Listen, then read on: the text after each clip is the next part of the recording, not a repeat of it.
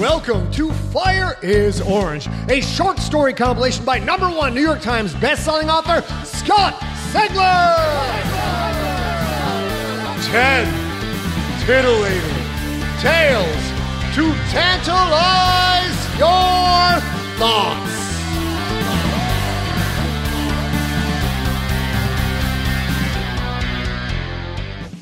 Hello, junkies. We have two stories for you today. Both read by my awesome business partner, A.B. Kovacs, a real girl herself. Yes, she is also an audiobook narrator. As you listen to these stories, if you like the sound of her voice, like the way she tells a story, swing over to Audible or iTunes and search for books by K.C. Alexander. That's K.C. Alexander. If you like my more foul-mouthed stuff, you might like Casey stuff as well. So this episode of Fire is Orange is a very different take from what you have heard so far. We have two stories. The first one is called The Laundry Demon, and it is a funny little story I did a while back. And the second story is called Puppet Master, and this one's a little bit deeper. It's a little bit more personal, and I think you'll hear why when you listen to it. As with all the stories in the Fire is Orange collection, you'll hear the author's note for each story first, then the story itself. And I'll give you more details on each story in the author's notes. After this episode, I will give you an update on my progress for Mount Fitzroy, the long-awaited sequel to Earthcore. For now, though, fire up that there imagination, because we're about to hit black gold! Yee-haw!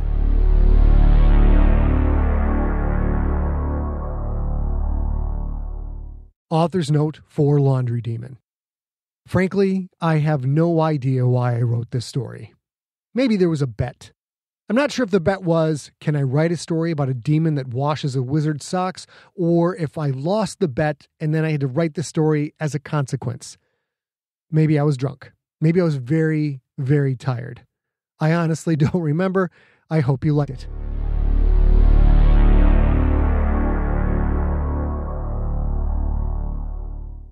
The Laundry Demon. How the hell should I know where your socks are? Hartmundus stared at the demon. He stared hard. From time to time, you had to do that with demons. Stare, that is, lest they forgot who was in charge. You should know because you are my laundry demon.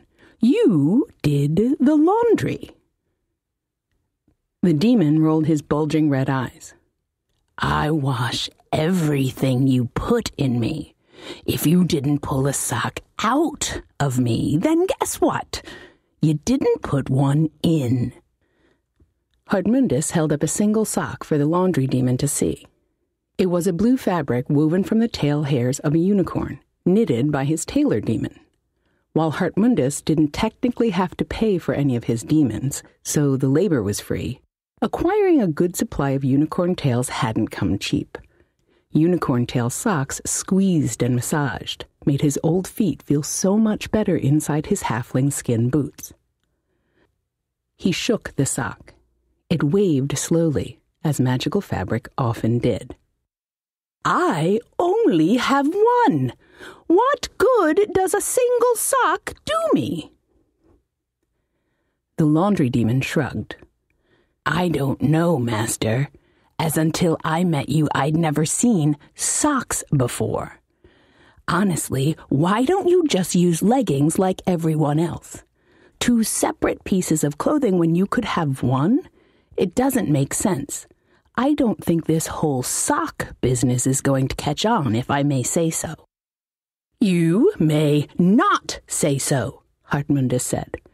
You may tell me that you are doing my laundry correctly, and you are banishing all dust and grease and all other grimy bits to the realm from whence you came, but that is all the dialogue I wish to hear from you.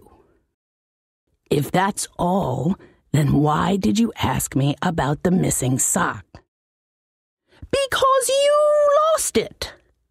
The laundry demon blinked twice. I assure you, Master, I did not. Hartmundus shook the sock again. lies! Your kind always lies! Do you remember why I put you down here?"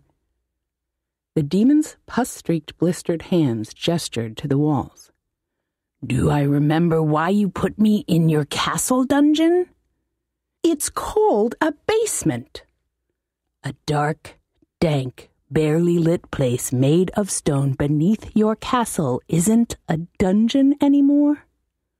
"Well, parts of it are," Hartmunda said. "But this part is the laundry room. Laundry rooms go in basements, not in dungeons." The laundry demon sighed. "Where do you get this stuff?" "I am a seer," Hartmunda said. "I can see into the future. Kind of." "And you see dungeons that aren't dungeons?" "Correct, as you say," Hartmunda said. "And I also see socks, so your idea that they will not catch on is incorrect." The laundry demon rubbed his distended belly. Hartmundus had made that belly bigger to handle all the laundry. When the laundry demon arrived, and when he was a different kind of demon, his belly was of a size that it would handle only a few garments at once. Since then, the powerful steel mage had extended the demon's belly by a factor of 6.5. He would have extended the belly by 7, but that was a power number, and he dared not risk mixing magic and math. Still, an increase of 6.5 times made it possible to do almost all of the laundering in one load, and that was a good thing. "You are angering me," Hartmunda said. "This is the 8th time I have finished a load of laundry and had only 1 sock from a pair. That means I have 8 single socks." "Can't you wear 1 on each foot? Then you'd have another 4 pairs to wear." "I know I have to do the laundry anyway, Master, but the longer I can go between loads, the longer I get to avoid having your nasty socks in my mouth." Sparks crackled. The black beard of Hartmundus flared out, lifted by eldritch energy. That happened when he got mad. "You call my feet nasty? How dare you?" The laundry demon looked away. He seemed bored. "You know the rules, Master. You cannot punish me for speaking the truth. I mean, the whole reason I am here is because of the lies I spoke." "And because you ate the livers of 112 children." "Most of those kids were going to die anyway. What's the life expectancy of you humans, 25? "Yes, but only because of the Black Plague. Before that, people lived far longer on average." The laundry demon shrugged. "So, in a way, I saved those children from a much worse death. Anyway, you caught me in a lie, and that's how you bound me to your basement dungeon. As long as I tell the truth, you can't punish me for what I say, right?" Hartmunda sighed. The sparks faded. His black beard dropped back down to his chest. "You are correct, laundry demon." "Well, Master, I take no joy in telling you that yes, your feet are disgusting. They stink. They sweat so bad that not even unicorn hair can absorb it all. And did I mention that I have to put your socks in my mouth? We have words in the demon language for how awful your feet smell, but humans can't pronounce them." The steel wizard smiled an evil smile. "I can't punish you for telling the truth, but there is nothing in the binding code that won't let me transfer you to a new position." The laundry demon's red eyes widened. "A new position?" "Yes," Hartmundus said. "I'm not sure the toilet demon is working out." And I've been gazing further into the future. I've seen this new delicacy that is called a burrito." What's in a burrito?" "It contains beans," Hartmundus said. "Many of them. Plus beef, but you know how hard it is to find cattle these days. So I will have to settle for that old donkey I keep at the back of the barn. I imagine the ground meat of the old donkey will be less than agreeable to my sensitive digestive system." The laundry demon wiped his sweating, pus-slimed forehead. I see. Then, Master, I must tell you the truth. I was kidding before. About your feet, I mean. I have upset you, so now I will tell you the real truth. Your socks actually smell a little bit like cake." Hartmundus crossed his arms and smiled wider. "My feet smell like cake. I rather like that." "Vanilla," the laundry demon said. "I very much enjoy laundering your socks in my mouth and belly because it is much like eating cake." The steel mage pointed a finger at the laundry demon. "Lose one more sock, and you will be transferred to toilet duty." The laundry demon shook his head and waved his hands in denial, sending threads of pus all across the floor of the dungeon basement. He very much did not want to take over the duties of the toilet demon. That job would be bad enough even without the bean and old donkey burritos. "But, Master, I tell the truth." "The truth? Or the real truth?" "The real truth. I only wash what I am given. Perhaps the missing socks were spirited away by some form of evil magic." Sparks flew again. The black beard of Hartmundus again lifted up and spread out, the dungeon basement filled with his powerful light. "No one does magic in my castle. No one but me." The laundry demon very much wished he could go back in time some 22 years and tell the truth about directions to the inn on the borderlands.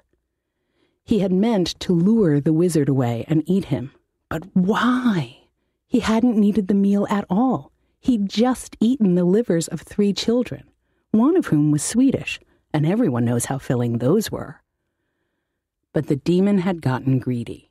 He'd tried to trick the wizard, been caught in a lie, and now he had another 78 years of washing laundry if he was lucky.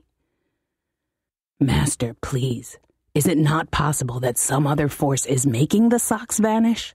Perhaps they lose socks in the future." Hartmundus let out a noise of disgust. "You do not understand the future, demon. It is a place full of marvels. The descendants of humanity could never be so careless as to let a magical force steal one sock from a pair. No, you must stop losing my socks, or your new job awaits. And if you get that job, you know what I will be doing, correct?" For the first time in 3 centuries, the demon felt real fear. "You'll be bringing that donkey into the kitchen." Hartmundus smiled. "Correct, as you say. And the kitchen demon tells me he is expecting a wagon load of black beans from the farmland this very week." The steel mage turned sharply, his black robes flaring and trailing behind him as he stormed away, leaving the laundry demon to contemplate his future. A future where one sock could spell doom.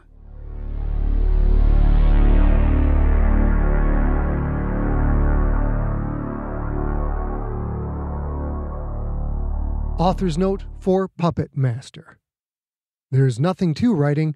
All you do is sit down at the typewriter and bleed. That quote is often attributed to Ernest Hemingway. While the true source of the quote is debatable, the original is most likely attributed to sports writer Red Smith. The meaning is clear. That meaning, good writing comes from personal pain. We all like to see characters win. We like to see them be strong.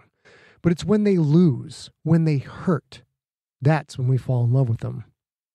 Bleeding on the page means that the writer channels his or her own real-life emotional experiences into the fictions painted into the story. This is a lesson writers learn over and over again. As life moves on, as new experiences are stacked like chips in an ever-rising tower of sadness and joy. This story, Puppet Master, is about one of my stacked chips, when my horrible life choices wound up burning bridges that should have been forged in steel, not cobbled together with wood. It was a time of deep pain for me, of knowing that I'd brought that hurt not only on myself, but someone I loved as well. In the strange worlds of art, that pain, even the self-inflicted, especially the self-inflicted, is a gift that keeps on giving, that you can draw from and pour into your characters for as long as you can create them. When we bleed, our characters bleed too. And in that blood, we can bring them to life.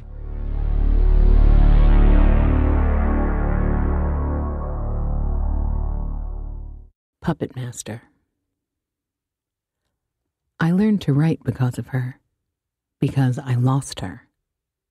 Don't be a prick. I knew how to write. Who the fuck doesn't? I mean write. I mean put the little letters together that make word hooks I slide into you like a ventriloquist shoving his hand up a puppet's ass. My words can make your mouth move with laughter. They can make your guts clench in anguish and trepidation. They can make your eyes water and your nose run.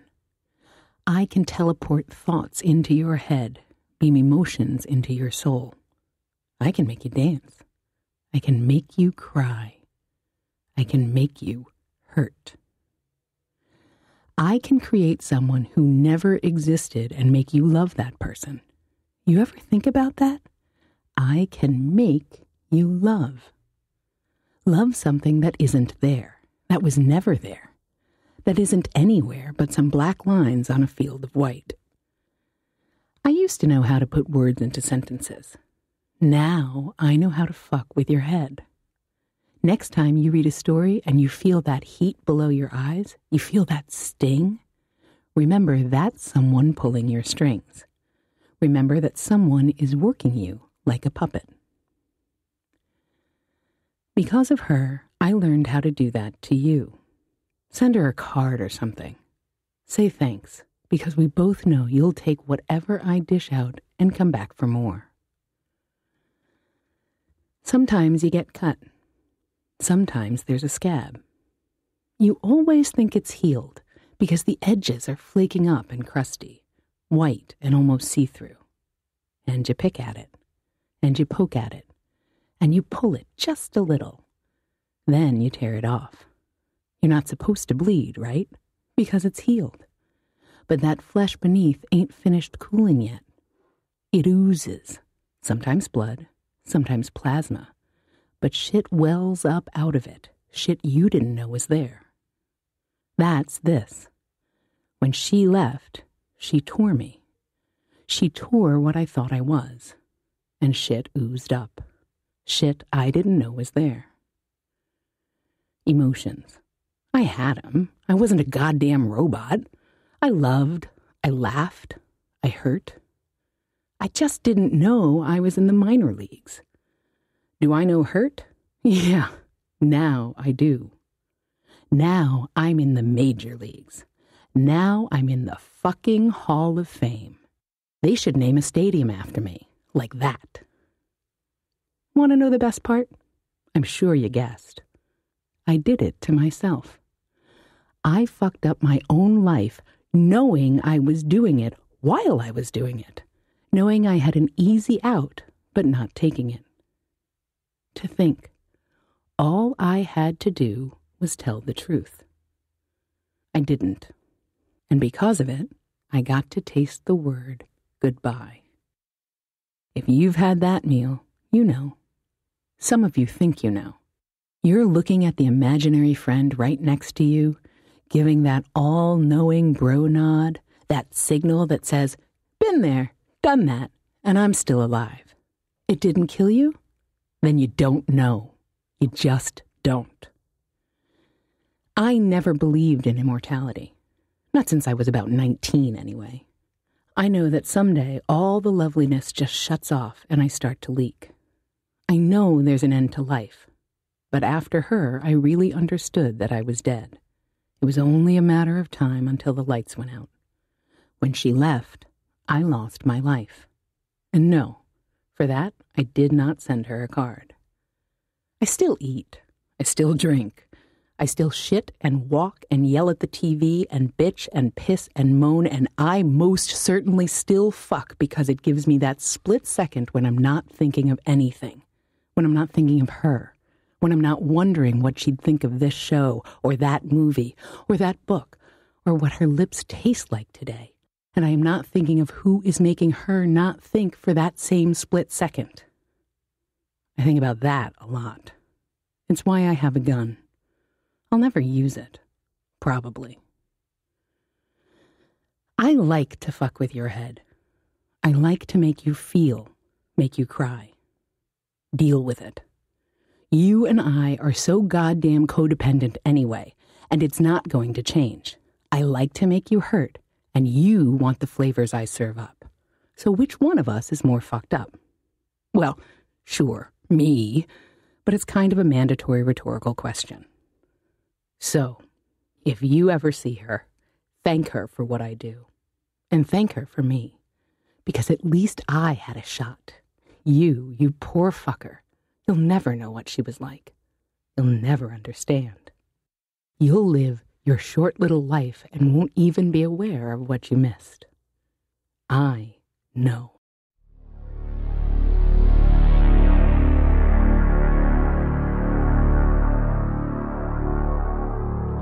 That is it for episode number 3 of Fire is Orange. Quite a contrast in stories, don't you think? Did you like A's reading? I really enjoy A's reading. She also narrated my novel Alone, which is book 3 of the Generations trilogy. So if you have not heard the Generations trilogy, the first 2 books are read by Emma Galvin. The last book is read by Kovacs. Go check that out.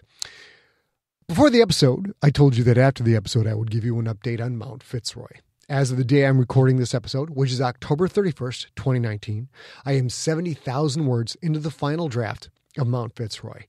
Sounds like a lot, except the book is 230,000 words long right now. That's about a 700 to 750 page paperback book. It's huge. Fitzroy's a bit of a slow burner, but if you have read Earthcore, I think you will be on the edge of your seat as we build up the structure and ramp up to the action. And there are surprises in this book. If you have read all of my modern-day thrillers, Infected, Contagious, Pandemic, Ancestor, Nocturnal, and Earthcore, I think you will be absolutely delighted with those surprises. I hope so. If you haven't read those books, don't sweat it. You don't need to read them to enjoy Mount Fitzroy, except you do need to read Earthcore before Fitzroy comes out. Mandatory homework, junkies. And if you've already listened to Earthcore or read Earthcore, I highly advise that as we get closer to the release of Fitzroy, that you get ready to reread or re-listen to Earthcore and then roll right into Mount Fitzroy. I think that'll maximize your enjoyment. It'll be the best use of your time for enjoying these stories. They really tie in very, very closely together. I will keep you informed of the progress of Mount Fitzroy, of course, right on this very podcast. And Fitzroy should be out around May of 2020. That is the tentative release date, but we won't know for sure until we submit the final draft to a publisher that we can't name right now. Mysterious, but that is it for this week. We will be back next week with episode number 4 of Fire is Orange. And until then, I will talk to you all real soon. You have been listening to Fire is Orange, a short story compilation by #1 New York Times bestselling novelist Scott Sigler. Narrated by Scott Sigler, Ray Porter, and A. Kovacs. Produced by A. Kovacs. Engineered by Steve Rickyberg. Copyright 2019, Empty Set Entertainment. All rights reserved. For more information about the author, visit scottsigler.com. Theme music by the band Amps and Volts.